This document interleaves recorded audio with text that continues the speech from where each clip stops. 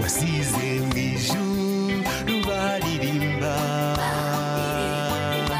ibitaramo byiza urabisiga ntiwabyitaho uramanuka uzamwisura babazwa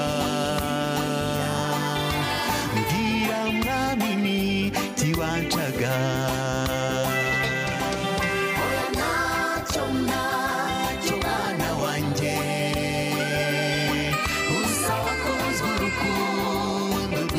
cyane ndamanuka bakubwawe ndababazwa uzabeho. Ati naramanutse ndaza mfa kubwawe ibyo byose kugira ngo uzabeho. Bamwita Niyongira Aime Lewis. Uyu muvandimwe akorera umurimo w'Imana mu itorero ry'Abadventiste b'umunsi wa karindwi hariya i Karongi ku itorero rya Galilaya. Sibyo harya buriya, reka turebe ko kuri telefone tumubona tuganire na Lewis kuri kariyeri ye n'ibindi bikorwa ari gutegura mu minsi iri imbere. Indirimbo turi kumva yitwa Wakunzwe Rwinshi, hanyuma nkaba mfite amakuru yuko no mu minsi iri imbere azaba afite igitaramo. Mwaramutse neza cyane. Mwaramutse neza Jimmy. Muraho neza cyane Lewis. Turashima Imana. Nabivugagaho ko ino ndirimbo yawe yitwa Wakunzwe Rwinshi, akaba ari yawe turi kuvugana, hanyuma ukaba uri umwe mu bahanzi babarizwa mu itorero ry'Abadventiste b'umunsi wa karindwi ku itorero rya Galilaya. Sinzi niba mbivuze neza. Oya nibyo rwose niko kuri. Abateze amatwi rero wahita ubibwira, njye nawe nabivuze ngo Lewis amazina nayahe, koko umurimo ukorera hehe, kugira ngo uhite ubishyira ku murongo. Niba nabivuze mpereye iburyo byagombaga guhera ibumoso. Murakoze cyane. Amazina yanjye nitwa Aime Lewis Niyongira. Ndi umuririmbyi ukorera umurimo mu itorero ry'Abadventiste b'umunsi wa karindwi. Yego. Mu ntara y'ivugabutumwa ya Kibuye. Ku itorero rya Galilaya ni mu uyu mujyi wa Kibuye neza. Aho niho mbarizwa, niho nkorera umurimo wo kuvugira Imana nkoresheje uburyo bwo kuririmba. Yego, Lewis dukubise tubangura kariyeri yatangiye ite? Hari benshi bahera mu makorari akaza gushiduka nawe ari umuhanzi uririmba indirimbo zigiye zitandukanye. Hanyuma Lewis we byatangiye bite uko winjiye muri no kariyeri uririmba uhimbaza Imana? Urebye ni nuko byatangiye, natangiye muri korari. Biza kugera igihe nkora indirimbo yanjye ya mbere muri 2020 yitwa Ndarambiwe. Yego. Ndibuka neza ni hari muri covid hari. Muri cya gihe tutabonaga uburyo bwo gusenga, tutabonaga uburyo bwo guterana. Sorry, ntabwo twaburaga uburyo bwo gusenga, ahubwo twaburaga uburyo bwo guterana. Yego, kuko gusenga aho bihoraho no mu rugo wasenga. Yego, gusenga byo bihoraho, ahubwo guterana nibyo bitari biriho. Yego. Nibaza ntese urabizi nk'umuririmbyi. Yego. Ubuzima bw'umuririmbyi ni ukuramya nyine. Iyo bitari gukunda rero hari abo nyine ubona bisa n'ibibangamye. Rero nibwo nigiriye inama njya muri studio nkora indirimbo ya mbere yitwa Ndarambiwe. Aho ngaho niho natangiriye. Nibwo bwa mbere ninjiye mu kuririmba ku giti cyanjye. Uti nahereye muri korari. Iyo korari ni iyihe? Ese waje guhita uyivamo cyangwa nayo uracyayibamo? Oya, korari nagiyemo ni nyinshi. Ariko kandi ubu ngubu mbarizwa mu yitwa Abungeri. Korari Abungeri, abantu baho ngaho za Karongi barayizi, nayo ni Galilaya. Yego. Suhuje cyane n'umuntu witwa Dawidi uyibamo n'abandi bose. Ngiyo niyo nabagamo, niyo nkibarizwamo, kandi rwose ndacyarimo neza. Indirimbo twinjiriyeho ni yitwa Wakunzwe Rwinshi, iyo turaza no kwigarukaho mu kanya. Ariko ukagira n'iyindi yitwa Tonyanza. Mu ndirimbo Tonyanza n'indi yitwa Iwabo w'Abera. Wenda mu ndirimbo Tonyanza washakaga kuvuga mwiki? nashakaga kuvuga ngo imana idutonyangirizeho imigisha imbabazi cyangwa se ibijojoba by'imbabazi z'Imana tugereho gake gake yego kuko nyine nashatse kuvuga ko imbabazi z'Imana zitugereho nyine buhoro kuko ijambo ry'Imana riravuga ngo kwezwa ni gake gake umunsi ugacika kuri kimwe ejo ugacika ku kindi kugera igihe birangiye nyine ubaye wera. Lewis, mu ntangiriro utubwira ko wakoze indirimbo ya mbere muri 2020 wise Ndarambiwe. Iyo umuhanzi ari gutekereza ngo ejo cyangwa ejo bundi nzajya gukora indirimbo yanjye muri studio, haba hari ibyiyumvo afite avuga ati wenda bizaba bimeze bitya, ariko rimwe na rimwe indirimbo yasohoka ukabona abantu babaye nk'abatanamenye yuko iyo ndirimbo yasohotse. Feedback zabaye izihe? Zabaye izigukomeza abantu bamara kumva indirimbo yawe ya mbere, cyangwa se zabaye iziguca intege? Ni ukuvuga ngo cyane cyane ko iyo ndirimbo Ndarambiweyo ntabwo ari ibintu nari nateguye cyane, yego, ngo mvuge ngo ngiye kuba umuhanzi, ntabwo ari gutyo byari biri, ahubwo nk'umuririmbyi nyine naravuze ntise muri iki gihe nkora iki, ndaririmba mfata muzari ziri hafi aho nari mfite, ndavuga nti indirimbo reka nyirikodinge, yego.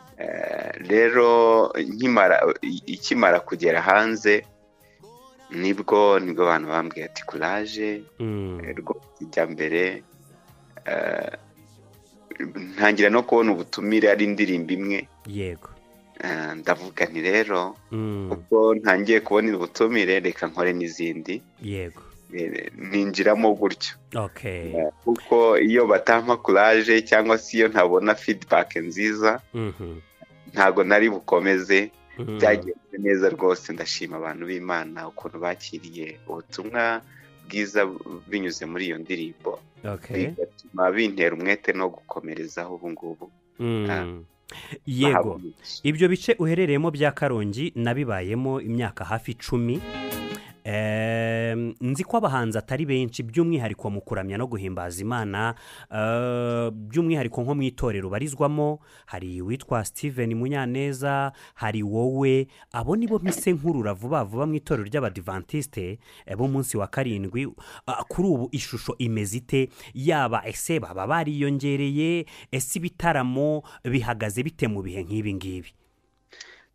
Urebye ntabwo umubare w'abantu nyine baririmba ku giti cyabo bazamuka, turacyari abo. Wenda nubwo harimo abonzi babifite muri gahunda ariko yo kubitangira nabo, yo kubitangira, ariko kugeza ubu byabo ntabwo biragaragara nyine ngo tubakire mu ruhando. Ariko gusa buri wese afite ishyaka ryo gukora uyu murimo kandi bafite ubushake. Kandi ikindi umbajije cy'ibitaramo neza rwose, amakorali ari gukora, abaririmbyi bagakora, ni ibintu byiza byo kwishimira muri gospel nyarwanda. Ni naho namenyeye rero ko uri gutegura igitaramo Radio Isano. Yego. Wise wakunzwe rwinshi. Yego, ariko kuri afishe nabonye ni concert izaba ari part 2. Nibuka ko hari indi minsi nanone, nubwo ndi kugenda nsaza ariko mu maso yanjye hanyuzemo indi afishe ya wakunzwe rwinshi concert. None iyi ni part 2. Ugiye kujya uduha ibitaramo mu maseri, bimeze bite Lewis? Igira icyo tubwiraho kuri iyo ngingo. Ni ukuvuga ngo 13 z'ukwa kabiri nibwo nakoze igitaramo cyiswe wakunzwe rwinshi muri uyu mwaka 2024. Yego. Cyari cyo gushima Imana. Ariko noneho mugabane wa kabiri ukumurika album. Yego. Urumva rero ni wakunzwe rwinshi part 2 album launch. Ubu zaburonshinga album. Yego rwose. Ni kuyahe matariki, ahagana hehe, bipanze bite muri rusange? Mboni ku itariki 9 z'ukwezi kwa 8 hano i Galilaya, ku isaha ya 8 z'amanywa. bivuze ngo haracyarimo interivale y'ukwezi kurengaho iminsi mikeya. Ni iminsi mikeya cyane, ushatse bari ukwezi. Yego. Ni igitaramo gipanze neza kandi kizaba gishyushye, kuko ntabwo nzaba ndi jyenyine, nzaba ndi kumwe n'amakorali meza abantu bakunda cyane. Yego. Harimo The Way of Hope ibarizwa ku itorero rya Remera, mu ntara ya Remera, na Bariton Singers abaririmbyi babarizwa ku Muhima. Yego. Hakazamo Abungeri, korali mbarizwamo n'ubundi, na New Hope Choir. Yego, ndetse n'ibinagenda neza hazaba harimo n'umuhanzi wo guturuka aho ngaho i Goma. Abantu b'Igoma baba batwumva cyane. Yes, witwa Caleb, nawe turi kumwe rwose. Abaye nta gihindutse, bigenze neza, abo bantu bose turi kumwe. Rero murumva ko ni ibintu bizaba ari byiza cyane cyane. Dararika buri muntu wese kugira ngo azaba hari maze dufatanye kwishimira mu mwami. Nkurikije abo bantu tubwiye, hari igihe umuntu atumira abantu muri concert ariko ugasanga baritabiriye rwose, gusa umwanya ukaba mukeya wo kugira ngo bagaragaze koko bakore muri ka gaseke bafite, ibyo bafite babiha abantu. Ni izihe strategy mwapanze kugira ngo aba bantu bose utubwiye nibigenda neza bakaba bahari, buri wese rwose azakore na wa muntu waje muri wakunzwe rwinshi album launch azabashe gushira inyota za buri umwe? Icya mbere ni ukubahiriza igihe. Yego. Kandi rwose ku gihe ndizera protocol irapanze, ibintu byose biri kuri gahunda, ku buryo rwose abantu bazashira inyota. Yego. Buri korali izaririmba, ifite umwanya wayo rwose. Zagenda neza kuri icyo mbamaze impungenge rwose. Tuzayitanga neza ku buryo buri korali impambe zaba yaduteguriye tuzayibona uko yayiteguye. Dusatira umusozo, iyi album izaba iriho indirimbo zingahe? Ese hari zimwe mu zamaze gusohoka, hari izindi watubwira wenda zitarasohoka, byo byifashe bite?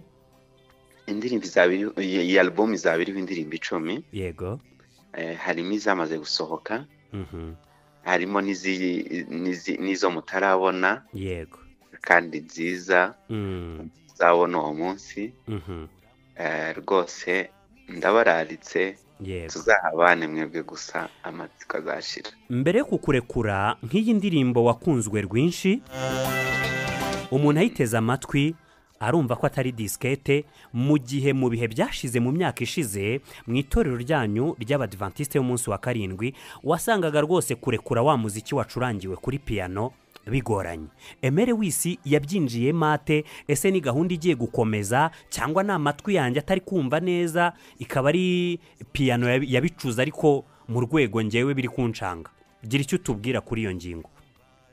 Ntago nzi uburyo uri kumva, ariko indirimbo zanjye zitunganyirizwa muri studio, igahera kuri buri kimwe. Nibyo navugaga ko hambere wasangaga abenshi mu itorero ry'Abadventiste batwara wa muziki bacuze kuri piano bakawurikodingiraho muri studio, ariko indirimbo wakunzwe rwinshi, nibyo navugaga nti mbyumva ntabwo ari umuziki mwajyanye tu, harimo gitari, harimo nyine urumva ko ari umuziki wakozwe akantu ku kandi.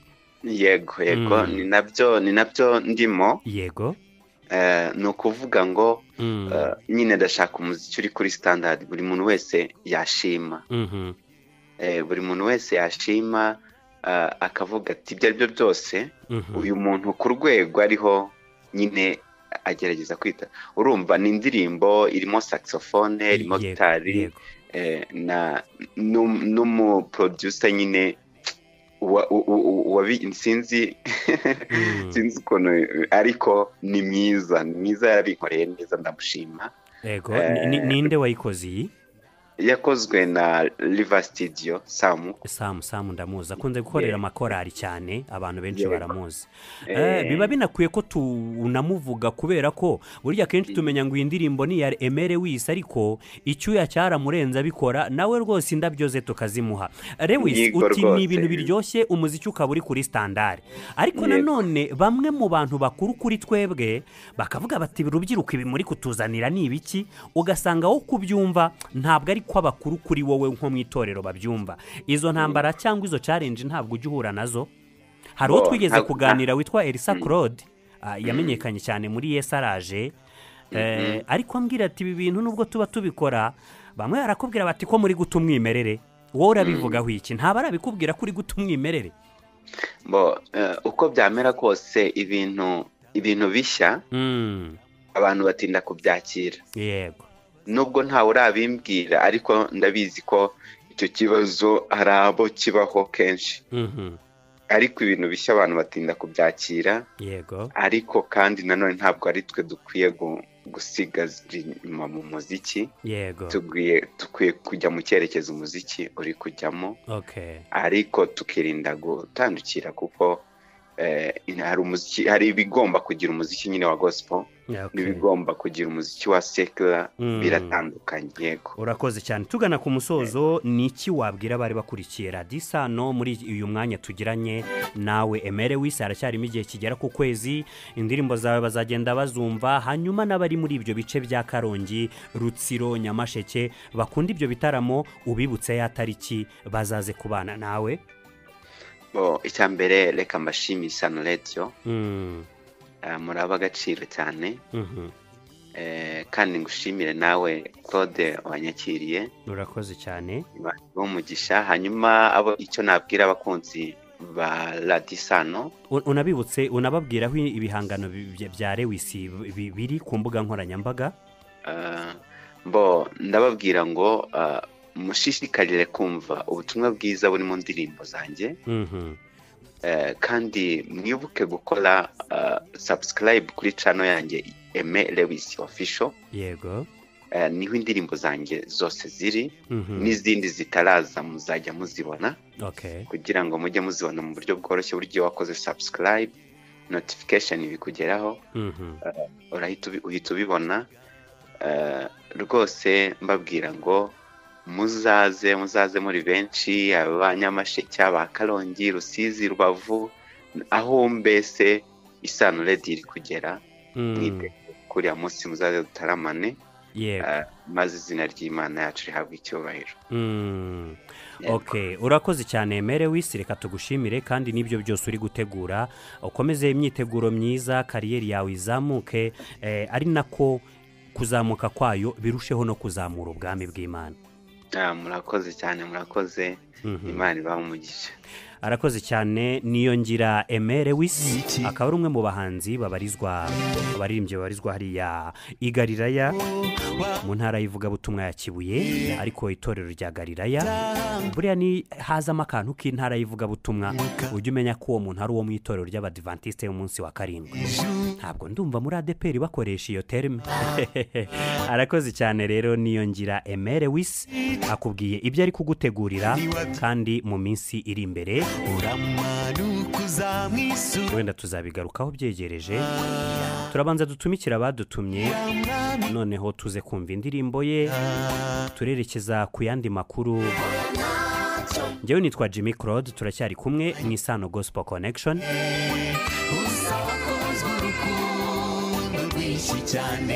ni buri cyumweru guhera saa 12 kugeza saa 4 kuri 92.0 aho ni kuri FM hanyuma no kuri wa3 Isano Radio rawa wanatwumva neza cyane kuri application ya Radio Garden jya muri App Store umanure application yitwa Radio Garden nimara kuba installe muri telefone yawe umaze kuyibikaho ujye mu rushakiro rw'amaradiyo ni menshi wahumvira niwandikamo Isano Radio urabasha kutwumva neza cyane katubanze dutumike Ineza Shop bagufitiye ubutumwa tugaruke mu kanya